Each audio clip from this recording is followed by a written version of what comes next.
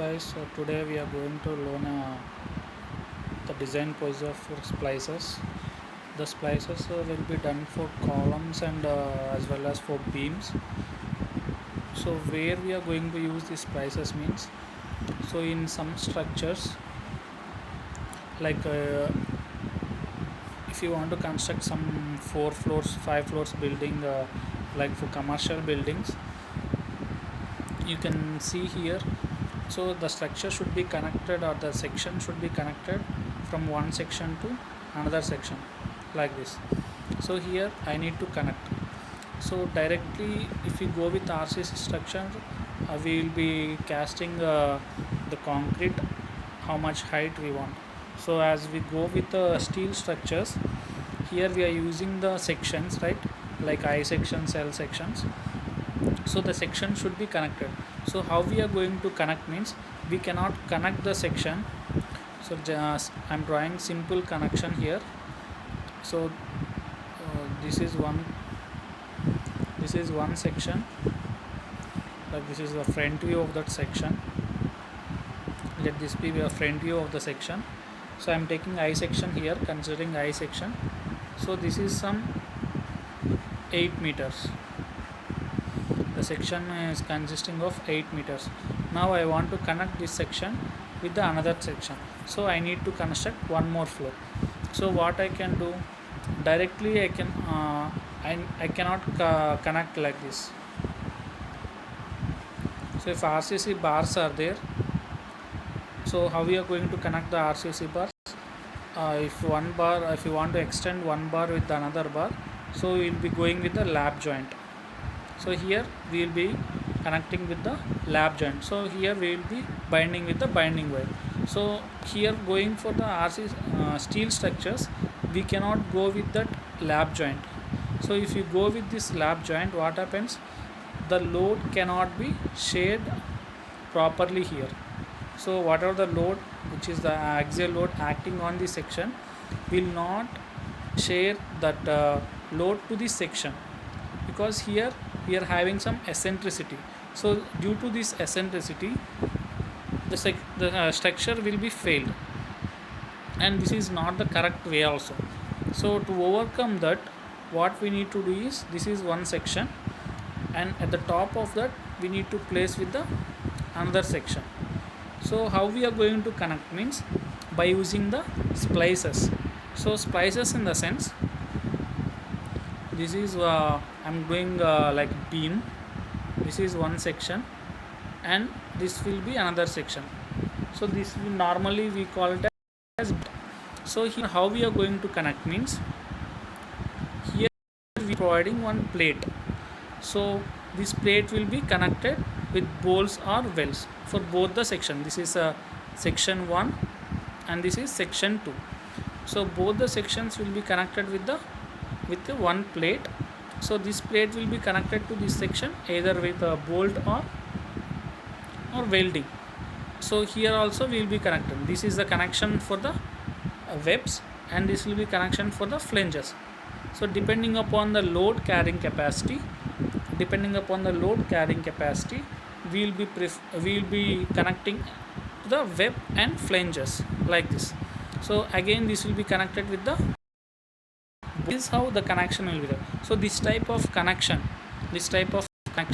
which are connected between two sections increase the length. This type of sections we call, this type of connections we call them as plates here.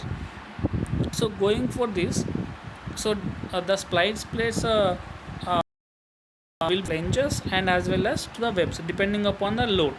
So while designing the splice plates, here the load, half of axial load that is acting on a structure is 100 kilo. From this 100 kilonewtons, so half of this 100 kilonewtons load will be directly from this section to this section. This is 1, this is 2, and here the connection is there. So this 100 kilonewtons, half, how much? 50 kilonewtons.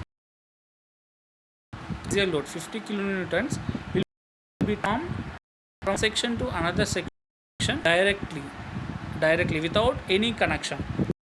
So 50%, whatever the remaining 50% is there, so that 50 will be transformed only through these splice connections. So the design procedure will be same for as well as for beams. So wherever the splices, your columns or beams, so the design procedure will be same. So this is how the load will be transformed. So if I take 100 kilonewtons load here, so the 100 kilonewtons load will be transformed directly from one section to another section, and remaining half percent, whatever the 50% is there, that 50% will be transformed through this splice connection. So this is why we require to design the splices for load carrying from one section to another section. So now we will solve one problem. Let us solve one problem here.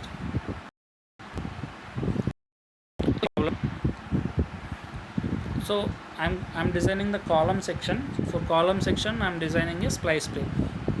So a column section ISHP 300 at the rate 618 Newton per meter. So this is the property of the section is to be spliced. The factored design loads are, so these are the factor loads.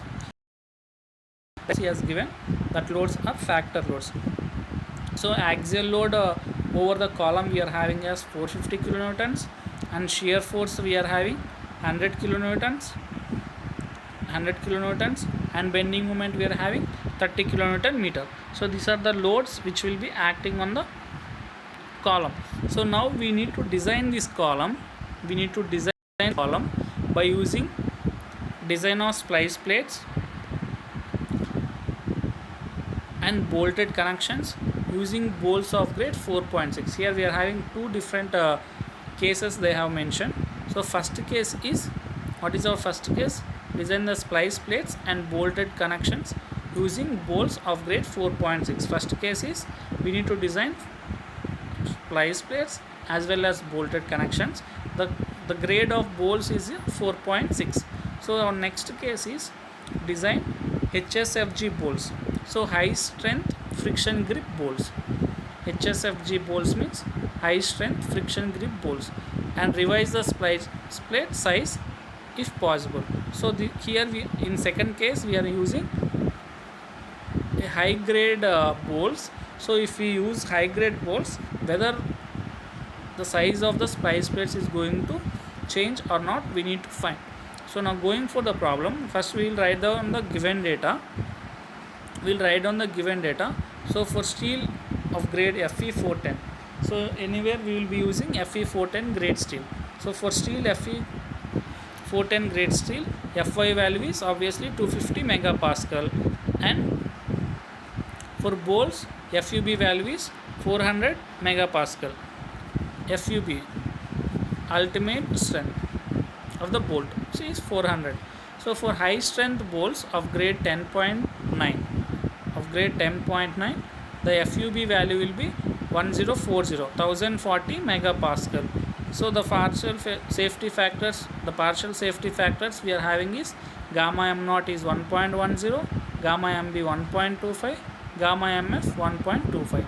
So these are the data which is given according to the problem. So now going for the problem, as I told you, so here assuming the column ends to be machined for complete bearing, so that means smoothly cutted. So at the ends of the sections are cutted with the machines. So when we cut with the machines, what happens, we can observe the surface will be very smooth. So when the surface is very smooth, so one section can be kept over another section properly. We can keep one section over another section properly. If the surface is not cutted properly, what happens, the section cannot withstand. So as we will be going with the machine cutting here, so as we are going with machine cutting, the surface will be very smooth, so that we can place one section over another section easily. So as I told you in the previous topic, so machine complete bearing, 50% of the load is transformed directly, and the remaining 50% by the fasteners. Fasteners are nothing but the bolts. Also, as spacing is done for both the flanges. Splicing is done for both the flanges. So as we are doing with the splices, we are designing the splices here on both the sides, on both the flanges we need to provide the splices. So now we'll go to the problem.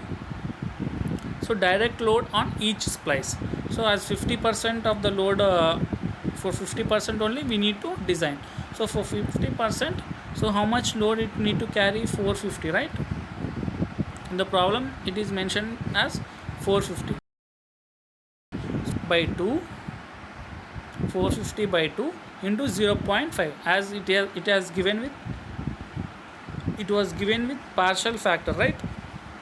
This was the factored load, so that's why I have multiplied with 0.5. So how much we got? 112.5 kilonewtons. So this much load has been got. So now load on splice due to moment.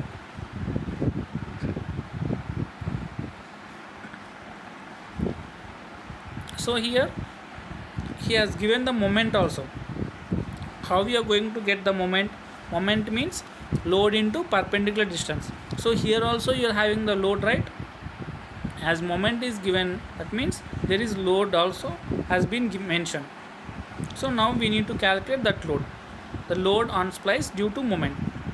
So as we know, moment equal to load by perpendicular distance.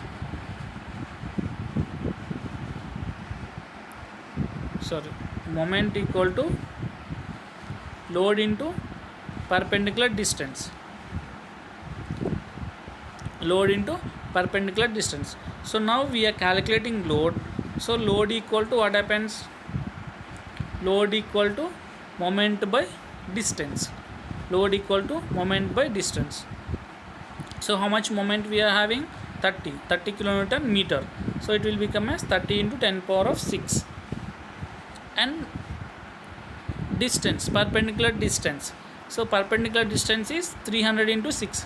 So how we are getting this 300 into 6 means, assume 6 mm thick splice plate. I am assuming 6 mm thick splice plates. So the lever arm will be 300 plus 6 mm. So how you are getting this 300 means from the specification of the column. The specification of the column is 300, ISHB 300. So this 300 represents the width of the flange. The width of the flange. So the width of the flange plus the thickness of the splice plates, because I am assuming the thickness of the splice plate as 6 mm. So the lever arm will be 300 plus 6. So that is what the distance, perpendicular distance. So how much we got? 98 kilonewtons. So actual load, axial load was 112.5 kilonewtons and the load due to moment was 98 kilonewtons. So now your total load, total design load will be 112.5 plus 98, so which is 210.5 kilonewtons. So for this load we need to design the splice plates. So now width of the splice plate, so how much width we are going to take? Width of the splice plate will be equal to width of the flange. So first we will be designing the flanges. So how much flange is there, that much width we can provide, right? So generally how much of the width for your section is there, that much width we can provide. So that's why I am taking the width of the splice plate will be width of the flange, which is 250 mm. Now we will calculate the thickness. So how we are going to calculate the thickness? Thickness of splice plate required equal to thickness of splice plate required equal to overall load by 250 by 250. This is the load carrying distance. So top 255, bottom 255. The width was 255, right? 250, right? The width was 250. So I am taking area. So the thickness of the splice plate equal to load by total load by the area of the plate. So the one side it is 250 and another side also it will be 250. So how much we got? 3.368 mm. So generally the splice plate should not be less than 6 mm. It should not be less than 6 mm. So according to the code book, if you open page number 130 to 134, these pages represents the design procedure for splices. Design procedure for both column plane splices and beam splices. So here it should not be less than 6 mm. So provide 250 by 6 mm splice plates. So this is the size we got, 250 by 6 mm splice plates. So now we'll calculate splice plates. So here the length indicates that this is one section and this is another section. So this is the side view. So we are providing splice plate like this. So this one we got 250. So because the width was 250, so this we got 250. So now we need to calculate the length. So how we are going to calculate this length means based on the number of bolts we are using here. So based on bolts only we can calculate this value. So for that case, let us assume the dia of the bolts. So for length of the splice plate, the length of the splice plate depends upon the number of bolts in the vertical rows. So how many rows of bolts we are providing, so depending upon that we can calculate the rows, we can calculate the length. So let us provide 20 mm dia bolts. I'm assuming as 20 mm dia bolts of grade 4.6. So the grade of the bolts I'm assuming as 4.6. So for 4.6 20 mm dia bolts, the strength of bolt in single shear will be 45.26 kilonewtons, as well as strength of bolts in bearing will be 96 kilonewtons. So this we know. So for every connection problems we are doing this. So that's why directly I am writing values here. So for a single shear, for 20 mm dia bolts, the strength is 45.26. In bearing it is 96.0 kilonewtons. So from these two values, whichever the lesser value is there, that we need to consider. So that's why I am considering the strength of the bolts as 45.26. So now for strength of 20 mm dia bolts will be 45.26. So number of bolts required equal to the load by the strength of single bolt. Load carrying by strength of the single bolt. So how much we got? 4.65 numbers. So 4.65 means it should be made round figure to 5, as we cannot provide the 5 bolts because it should be odd number. 5 is a odd number. So always the bolts, the number of bolts you are connecting, if one section is there, this is one section and this is another section, how many bolts you are connecting this side, the same number of bolts also should be connected this side also. So if you going to take these 5 bolts here you need to take 3, here you need to take 2, or else here you need to take 3, or here you need to take 2. So such case we cannot prefer. So that's why I'm going with even number. So number of bolts I have taken as 6. So as we got 6 bolts,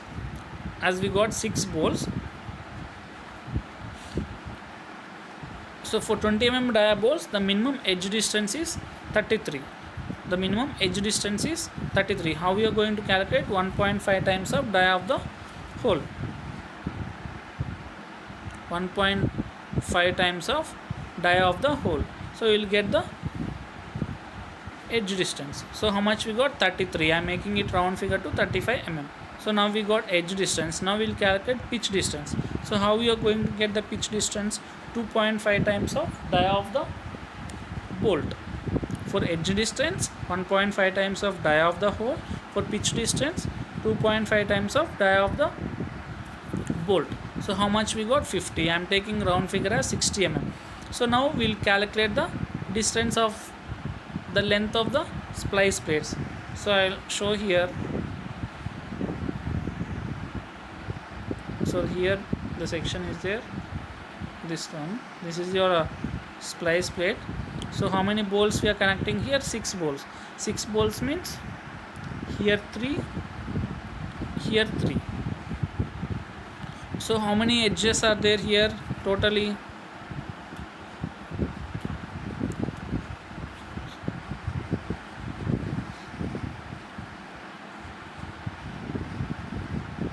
How many edges are there? 1, 2, 3, 4. 4 edges are there. I'll show you in the diagram. You can see here. See here. So how many edges are there? 1. This is also indicates the edge. 2, 3, 4. 4 edges we are having. So 4 times of